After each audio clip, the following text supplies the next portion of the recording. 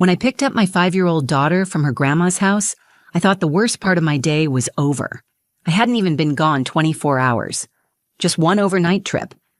I walked up to the front porch like I always did, expecting to see her running toward me with that wild, excited smile she always wears when I've been gone even a few hours. But instead, she walked out slowly, holding her teddy bear tight, her eyes low. I crouched down and opened my arms.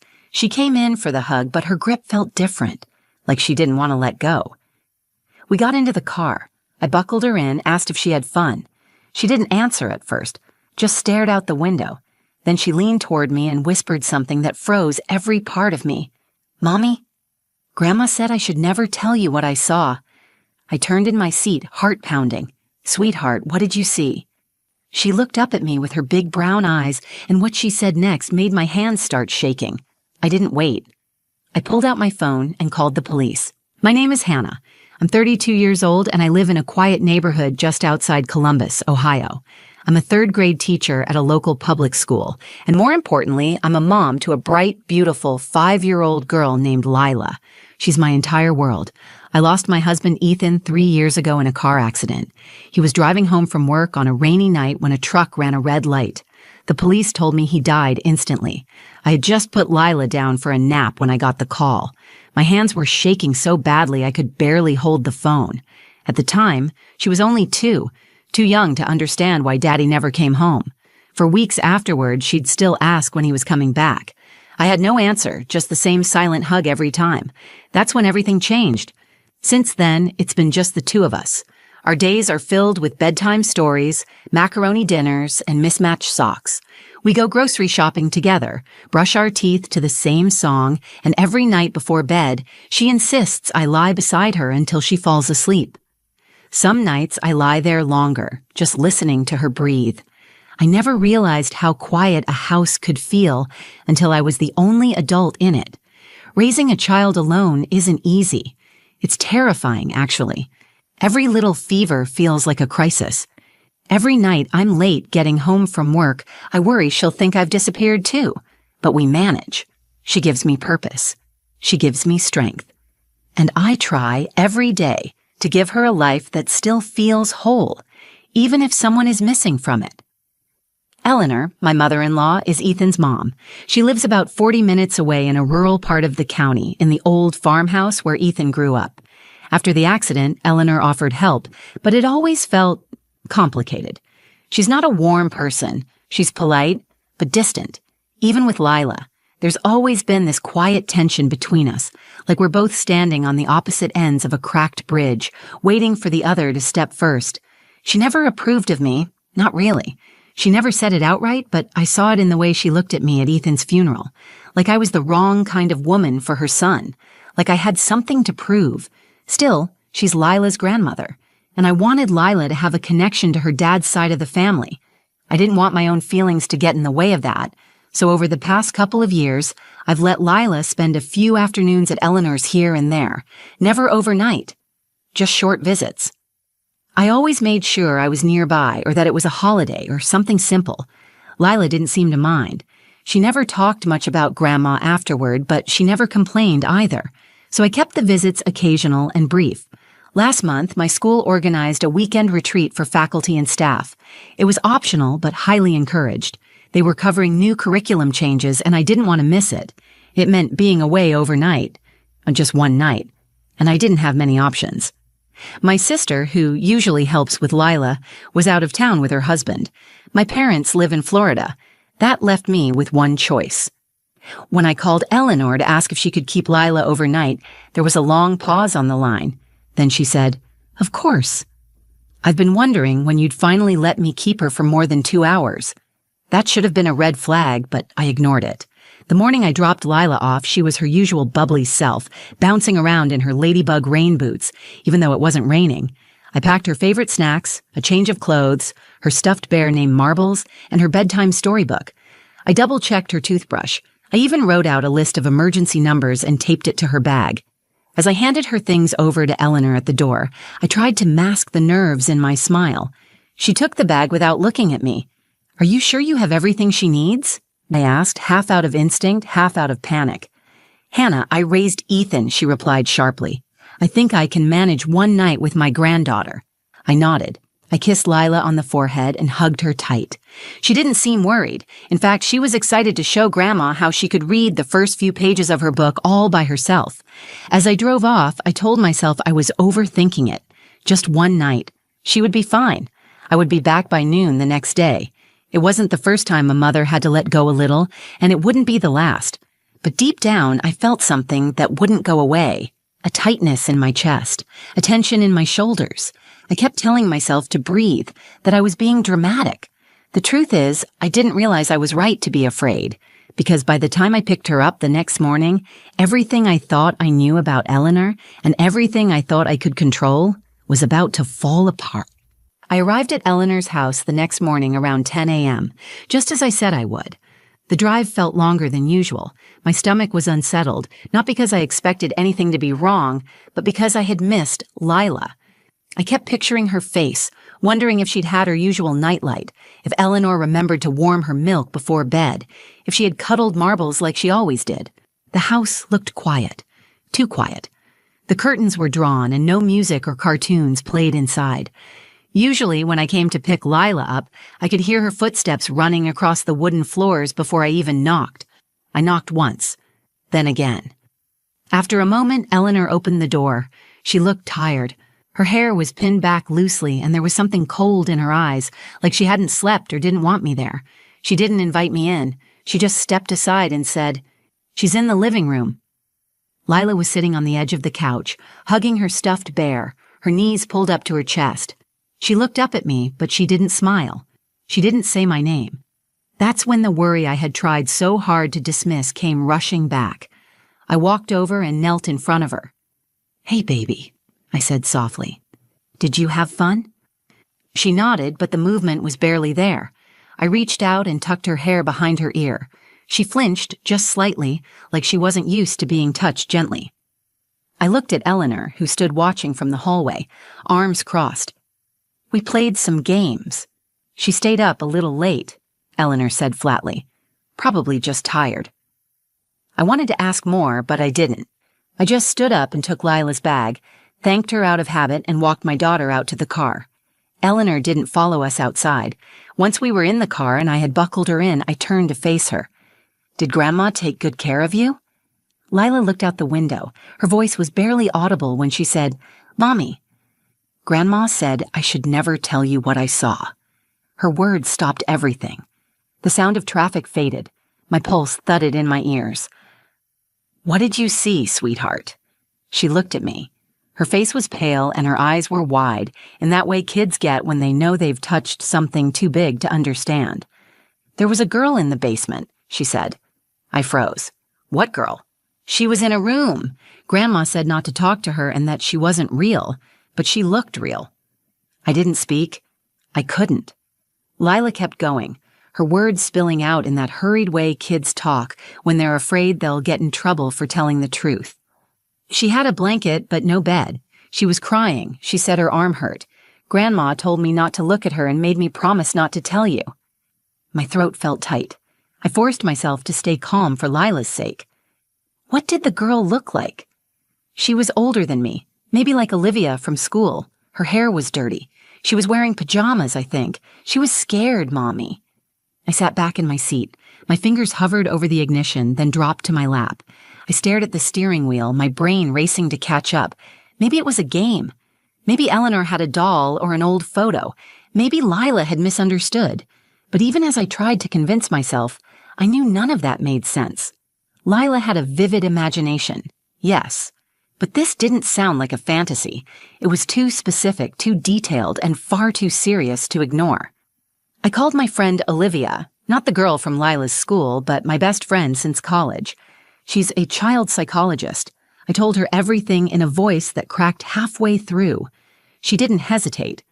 "Hannah, that's not a made-up story. Kids don't lie in that kind of detail. If she's describing pain and fear, that's something she saw. You need to take this seriously." So I did. I drove Lila home and got her settled with some juice and her favorite cartoon. I didn't want her to see how scared I was.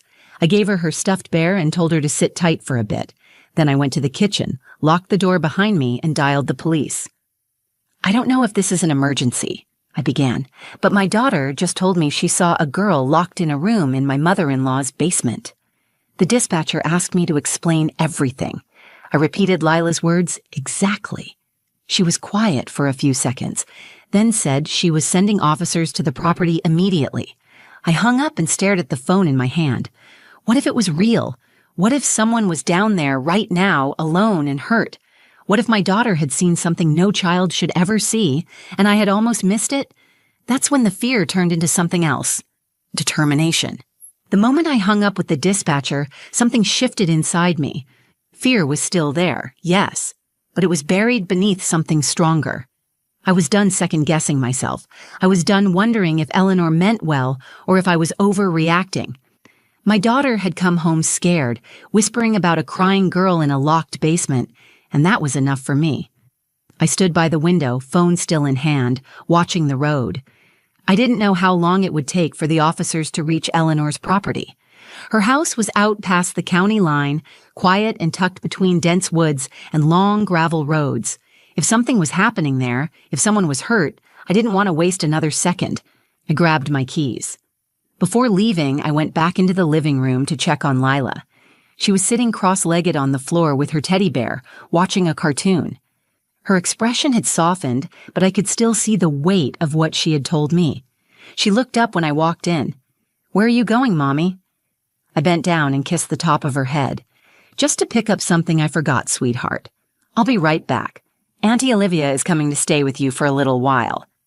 I had already texted Olivia after the police call. She lived 10 minutes away and didn't ask questions when I told her I needed help. She texted back one word, "coming." 5 minutes later, Olivia arrived. I told her what Lila had said, again, this time with a shaking voice. Olivia didn't blink. She crouched down and started playing with Lila like it was any normal day. That's the kind of friend she is. Steady, calm, someone who holds the chaos for you when your hands are full. I drove to Eleanor's house with my heart pounding against the steering wheel. The farther I got from town, the more isolated it felt. No sidewalks, no streetlights, just tall trees and silence. I kept thinking about what Lila had said, about the girl with the hurt arm and the crying. I kept picturing her, locked away somewhere in that house I had once sent my daughter into without question. I pulled into the gravel driveway and turned off the engine. I could see Eleanor's car parked where it always was. Her curtains were drawn again, no sound, no movement. The entire house felt still, like it was holding its breath. I grabbed my phone and walked up the front steps. I forced myself to smile as she opened the door. "What are you doing back?" she asked, frowning. "I think Lila left her Teddy's other outfit," I said, keeping my voice light. "The little red one she calls the picnic dress. She gets upset if it's not with her bear." Eleanor didn't move. She narrowed her eyes, studying me. "I didn't see anything else when I cleaned up," she said. "I just want to check her room really quick. Won't take a minute." There was a long pause. Then she stepped back. "Fine. Be quick." I stepped inside. The house was clean but cold. Not physically, emotionally. The air felt heavy, like it carried secrets. I walked straight to the guest room where Lila had stayed. I opened drawers, rummaged through the little backpack I had packed for her, making noise to cover the sound of my footsteps as I moved closer to the back hallway, the one that led to the basement. Eleanor called out, "I said just the room, Hannah." I ignored her. The basement door was closed. I reached for the handle. "Don't open that," she snapped from behind me. Her voice was sharp now, urgent. "I just need to make sure Lila didn't leave anything downstairs." She wasn't down there. My hand stayed on the doorknob. Then why did she tell me she saw someone? Eleanor's eyes darkened. "She's 5. She makes things up." "Not like this." She moved toward me, but I turned quickly and stepped back. "I already called the police," I said. "They're on their way." The look on her face changed. Not panic, not guilt. Something else. Contempt. "You really are just like I thought. Weak, dramatic, always looking for something to blame." "I don't care what you think of me," I said. "If there's someone in that basement, I'm not leaving until I know they're safe." We stared at each other. The sound of tires crunching on gravel broke the silence. Red and blue lights flashed against the windows. 2 sheriff's deputies stepped out of the cruiser. I opened the door and waved them in. She wouldn't let me see the basement, I told them. The older deputy nodded. We'll handle it from here. I stepped outside, my hands shaking, not from fear anymore, but adrenaline. As I stood on the porch, I could hear their voices inside, Eleanor's raised, then footsteps, then a thud. One of the deputies called out, "We need backup. We've got something." That's when I knew it was real. Lila had told the truth, and somewhere behind that locked door, a child had been waiting for someone to believe her. I stood just outside the front door, my hands clenched so tight my nails dug into my palms. The cool morning air pressed against my skin, but I couldn't feel it. Inside, I heard movement. Voices. One of the officers was calling out something I couldn't fully make out, but I could hear the urgency in his tone. Then I heard it again. A thud. Then the unmistakable sound of metal, clanging, like a latch being forced open. I didn't move from the porch, but every nerve in my body was drawn toward that sound. One of the deputies stepped out a minute later, his face pale and tense. He didn't look at me at first. He turned toward the cruiser and radioed something into his shoulder mic. When he finally looked over, his expression told me more than any words could. "There's a child down there," he said. "A girl. She's alive." I didn't speak. My throat closed. I brought my hand to my mouth and nodded slowly. I didn't want to believe it. I had hoped, in some desperate way, that this would turn out to be a mistake, that Lila had misunderstood, or Eleanor had some strange but explainable reason for keeping a door locked. But no, it was real. They led Eleanor out in handcuffs 10 minutes later. Her face had hardened. She didn't cry or scream. She walked with her chin up like she was the one who had been wronged. She didn't even look at me, not once. As the officers guided her into the back of the cruiser, she muttered something under her breath, but I couldn't hear it. A second patrol car pulled into the driveway. An ambulance followed close behind. Paramedics moved quickly toward the house. I saw her then. The girl. She looked about 10 years old, maybe a little younger. Thin, small for her age. Her face was dirty, her cheeks sunken in. She was wrapped in a blanket, clutching it tightly like it was the only thing tethering her to the moment. Her hair was long, tangled, the ends stuck to her face. One of her arms was in a makeshift sling. She didn't speak. Her eyes were wide and frozen, darting around like she didn't quite trust what was happening. The paramedics walked her gently to the ambulance. I stood back, but she looked right at me for a second. I gave her the smallest smile I could manage, not one of happiness, but of recognition. I wanted her to know someone saw her now, that she wasn't invisible anymore. An officer came to speak with me a few minutes later. He was calm, professional, but you could tell this wasn't something he saw often. He explained that the girl's name was Anya Martinez. She had been reported missing nearly 3 weeks earlier from a nearby town about 40 minutes away. Her photo had been shared on social media, but Eleanor lived so far off the main road, no one thought to check her house. I asked how Eleanor had even found her. He shook his head. "We're still piecing it together," he said, "but we think she may have lured the girl from a public park. Anya was known to wander off occasionally. Her parents said she has a developmental delay and struggles with strangers. Eleanor likely took advantage of that. The idea that someone could take a vulnerable child and hide her like that made my stomach turn." "What would she even want with her?" I asked. "She claims she was protecting her," he said. "We think she's been involved with some conspiracy forums online. She believes the child was in danger from her real family." I stood there, stunned. All this time, I thought Eleanor was cold, judgmental, and emotionally distant. I never imagined she was capable of something like this. I had trusted her with my child. And Lila, my daughter, had been right. She had seen something. She had understood the weight of it, even at 5 years old. If she hadn't spoken up, if I had brushed it off as nonsense or childhood imagination, that little girl might still be down there. I called Olivia and asked if I could talk to Lila. When I got home, she was sitting on the couch with marbles in her lap, eating crackers like it was any other Saturday. I sat next to her and pulled her into my arms. "I need to tell you something," I said gently. "The girl you saw in Grandma's house, the police found her. She's safe now." Lila blinked up at me. "She's not in the basement anymore?" "No, baby," I said. She's not. You helped her. You did a very brave thing telling me. She was quiet for a moment, then she leaned into me and whispered, I was scared to tell you. I know, I said, but you told me anyway. That's what being brave means? That night, after Lila fell asleep, I sat in her room and watched her chest rise and fall with each breath. I kept thinking about Anya, what she must have felt locked away in that dark room waiting for someone to find her. What it meant that the person who saved her was another child, my child. The truth had come from the smallest voice in the room, and it had saved a life.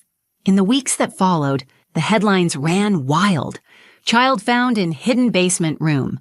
Grandmother arrested in missing girl case. Our quiet community became the center of attention. Reporters knocked on my door. Parents from school sent messages. Some offered support. Others wanted details. I ignored most of it. The only thing that mattered to me was keeping Lila safe and giving her the space to heal. She didn't understand everything that had happened, not in the way adults do. But she knew something had been wrong. She knew she had seen something she wasn't supposed to. For a few nights, she woke up crying. Sometimes she'd ask me to leave the hallway light on, even with her nightlight glowing beside her bed. She didn't want to talk about Grandma. I didn't force her. Instead, I sat with her. I held her when she needed it. We read her favorite bedtime books, even when she already knew them by heart. I brought her to play dates, filled her world with comfort, and kept her close. At school, her teacher said she was quieter than usual, but still engaged, still curious, still smiling by the end of the first week. Olivia helped us both. She recommended a therapist who specialized in early childhood trauma. We went together. I didn't want Lila to feel like she was going through it alone. In one of the sessions, Lila said something I'll never forget. She didn't want me to tell, but I knew you would believe me. That was when the tears came.